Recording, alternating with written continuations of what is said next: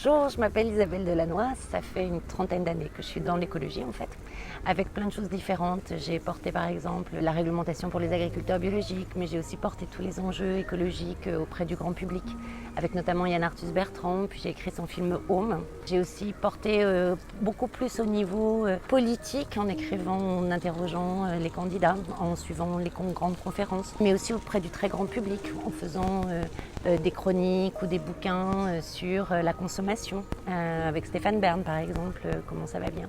Et puis là, tout mon dernier travail, ça a été vraiment de plonger dans ce qui pourrait être une nouvelle façon de produire, de consommer, etc., qui puisse nous sortir de l'impasse par rapport aux enjeux climatiques. Et ça fait une dizaine d'années maintenant qu'on sait en fait que 2020 est une date butoir où il faut vraiment qu'on change notre façon de voir, notre façon de produire, de consommer, qu'on investisse là-dedans. Et donc ça m'a vraiment occupé toutes ces 10 dernières années.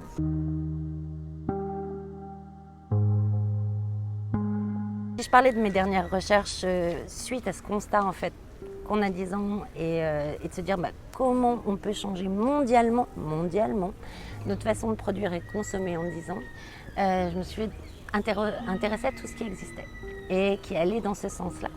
Et là, je me suis rendu compte que ça fonctionnait tous de la même façon et qu'en fait, contrairement à ce qu'on pense, où c'est des petits pansements du système actuel, où c'est une histoire de petites fleurs et de petits oiseaux, etc., non. Ça formait, toutes nos initiatives formaient un ensemble cohérent très puissant quand il est assemblé. Alors ces initiatives, c'est quoi? C'est la permaculture, c'est les démarches zéro déchet, c'est le crowdfunding, c'est même le covoiturage où le principe c'est en fait d'utiliser un même objet, de le partager à plusieurs. Et ça peut se retrouver dans l'habitat, ça peut se retrouver dans les biens d'équipement, ça peut se retrouver en fait dans toute notre industrie. Et ça nous amène à d'autres façons de produire, à d'autres façons de consommer, mais qui finalement nous amènent un autre confort. C'est une économie beaucoup plus belle, reliée vraiment au vivant, où la nature se réintègre dans la ville, où vous avez des stations d'épuration des eaux. Normalement, vous voyez les stations d'épuration des eaux, vous les contournez, c'est un gros bloc de béton, vos habitations perdent toute leur valeur. Là, c'est des jardins où il y a des joncs, des iris, des nénuphars, des grenouilles qui reviennent, des martins pêcheurs. Et en fait, ça devient des lieux de pique-nique, des lieux de rencontre et des lieux de beauté qu'on peut contempler. Et donc, moi, je crois vraiment qu'aujourd'hui, on a inventé toutes les pièces d'un puzzle qui nous permettent d'imaginer la vie, mais complètement différemment, tout en adressant les enjeux à la fois économiques, écologiques et sociaux. C'est très nouveau.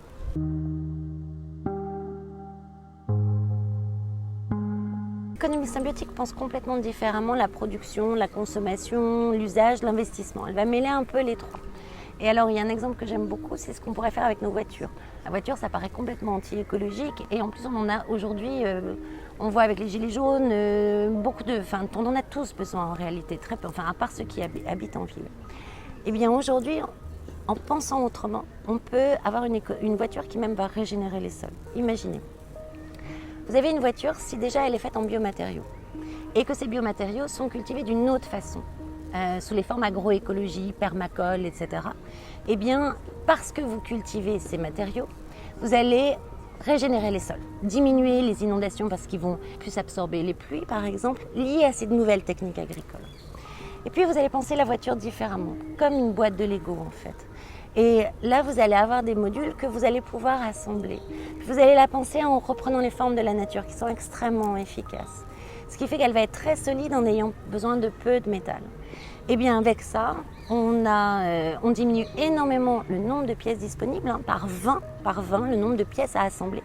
Du coup, on peut les assembler avec des gens plutôt qu'avec des robots et ça coûte moins cher dans nos pays que de les assembler même en Chine ou en Europe centrale. Et du coup, on relocalise l'emploi parce qu'on a tellement peu de pièces à assembler aussi qu'on a besoin d'espaces beaucoup plus petits, pas des immenses usines qui peuvent revenir au cœur des villes, au cœur des campagnes. Et comme on crée l'emploi, on ouvre ça à l'investissement citoyen. Si une voiture, par exemple, c'est immobile 90% de son temps de voiture. Donc, ça prend un espace fou sur nos sols. On a besoin de bitume, etc. C'est autant d'espace, en fait, qui n'est pas revenu à la végétation.